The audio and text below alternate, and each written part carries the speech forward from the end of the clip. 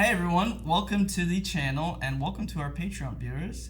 Talk about Patreon. Today we have a very special guest, Jason's best friend here. Raymond. Raymond is actually I think you were our first Patreon member, on our Probably, Connoisseur yeah. Mm-hmm. So welcome, by the way. Welcome to the channel. Welcome to the Patreon members who are watching from our site. We're excited. We're gonna drink some whiskey. Cheers. Cheers. Cheers. Tasty. It's good. Daddy's getting drunk today. Check that out. Yeah. It's gonna happen. Did you just say daddy? Like me, bro. I wasn't talking about you. Oh, dude. Maybe get to know me and then we'll start talking. Pause, Felix. How many sips did you have? Well, I guess we'll start, aside from the whiskey and the bourbon, wrist check. Yeah. Obviously. Want to do a wrist check? Episode. Yeah, we'll start with me. So I have the Timex 1983 E-Line reissue. It's a beautiful watch, very sleek. I'm going to put it, I think I've talked about this on the leather strap, something like black ostrich or something nice and elegant to kind of, I don't like the bracelet that it's on right now. So I am wearing this very special Vacheron 2215. You've probably heard me talk about it plenty of times, but really what makes this special is it's the second steel sports watch integrated bracelet to ever be made. So this was made after the Royal Oak, and it was made before the Patek Nautilus. That's what I'm sporting today. Love this piece. What about you, Raymond? Yeah, that's cool. I got the Mad 1S from last year. Familiar. Yep. Yeah. Last quarter. So you guys were able to check it out on the channel, and I'm sure some of you guys may have seen the video already. I've been looking at a lot of different watches lately, and it's kind of hard to compare to anything out there right now, in my opinion. For $2,900 retail, I mean, dude, that is a banger. Oh, yeah. Right? Yeah. Well, and that's kind of an interesting thing, too, is out of some of my other watches, this is less expensive, but then it feels a little more elevated, which is really kind of an odd thing. Yeah. You're gonna find that as you collect more and more and more. I have that tag, that 6000 series, that did not cost me an awful lot in the world of watches. I mean, relatively speaking, it's not an inexpensive watch by any means, but it's one of my favorite watches, and it's one that I feel like it's more special. And I would have probably spent double the money. Yeah. I probably would have spent double the money and still been just as happy with the watch. Like, that's how cool that watch is to me. You know, so you'll experience that in other pieces as you collect more. So Raymond was one of the first people that recognized us in public. Yeah. And so I'm walking into our local Rolex AD jeweler's trade here in Pensacola, Florida, and I'm walking in, and this guy's like, "Hey, Jason." And I turn around, and there's Raymond, and I'm like, "Hey, man, how's it going?" It takes me a second sometimes anyways to recognize who I'm talking to. And he's like, "Well, what are you up to?" And we exchange. There's about a 30-second exchange where in my brain I'm like, who is this? How in the hell do you know me? do I know this guy? Like, I'm trying hard to put it together. Archives. And then finally Raymond's like, "Yeah, you're on YouTube, The Watch Bros, right?" And I was like, "Yes, that's me." And then we ended up talking for a few minutes. It was nice. So it was very interesting and kind of surreal. I have run into a few other people since that have known me. I know you've run into some people that have known you. Yeah. It's a pretty cool experience. If you guys ever see us in public, please say hi, for sure. I enjoyed meeting people that watch the channel, and I enjoyed talking watches or whatever. So that's how Raymond and I met. And then after that, we've gone over to your house. We've done a bourbon tasting, which has been fun. Interesting. Raymond, Raymond jumped on Patreon, and this is part of the Connoisseur Club. You get an opportunity to sit and hang out with us for an hour, virtually, most likely, because most people don't live here in Pensacola. Unless you want to make the trip, please go. Or if you want to make a trip, we would love to have you. We can talk about anything. I don't care what it is, but so if you have any questions, or if there's anything that you want to know, then do you want to know his feet size? I'd say fire away. Listen, Felix loves feet. Man. No comment. Yeah, well, you know what I'm interested in? How did you get into watches? Yeah, sure. I guess growing up, I always had something on my wrist, whether it was a Garmin or Casio. and I would literally wear them until the bracelet would break off of them, like the silicone bracelet or the clasp, and then would just go get another one from Walmart or wherever. Yeah. I think I was dating my wife now, and she got me a Yord, which is a wooden watch, a quartz movement, and that was an anniversary gift for us dating for a few years. When it comes to mechanical pieces, I guess I haven't been into those, but maybe a year or so. I think for me, it was like something that felt out of reach. So whenever I had the money to do so, I took a lot of time and I was thinking about, what did I want? I was very intentional about it. But my first mechanical watch was a Tudor Pelagos. Yeah. And I actually got that one. My grandmother passed away that same year, and she left me some money. And I picked something that was jewelry oriented because she was really into jewelry. Her and her husband, they used to be in the Navy. He was a pilot, and they lived overseas for a number of years. And anytime she would go somewhere, she would get a piece of jewelry From wherever that was. Yeah, that's cool. And so Tudor kind of has some of that naval heritage in it as well. So I kind of thought Very about much. that. Yeah, that's cool. Yeah.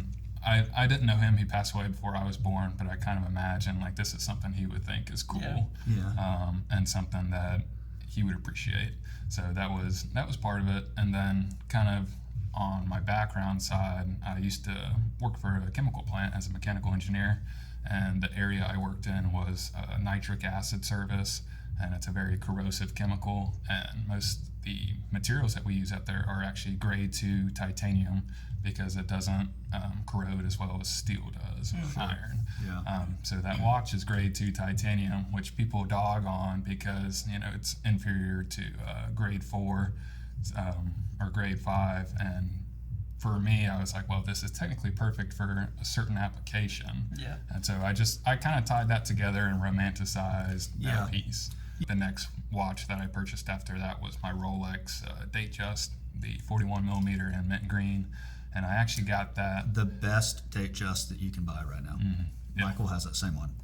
I'm not huge on that watch, but if I was going to buy that watch, it would be the mint green version. Yeah.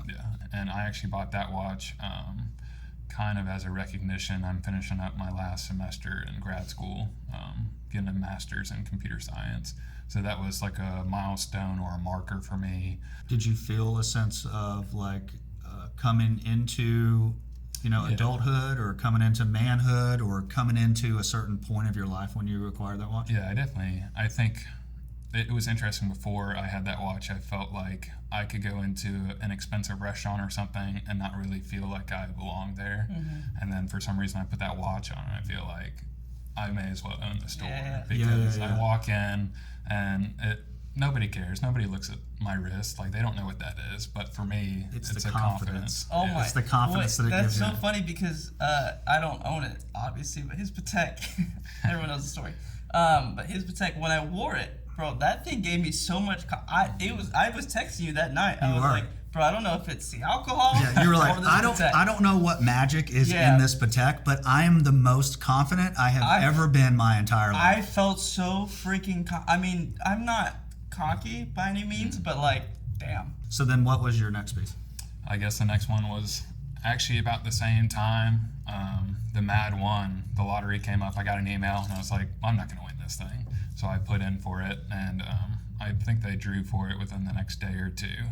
And I happened to win it, and I was like, well, I guess it's coming to me. That's crazy. That's awesome. Yeah. How did you find that? Because I'm going to tell you, as somebody that is a new collector, this is a unique thing to kind of be looking at or researching. Yeah. So how did you come about finding this?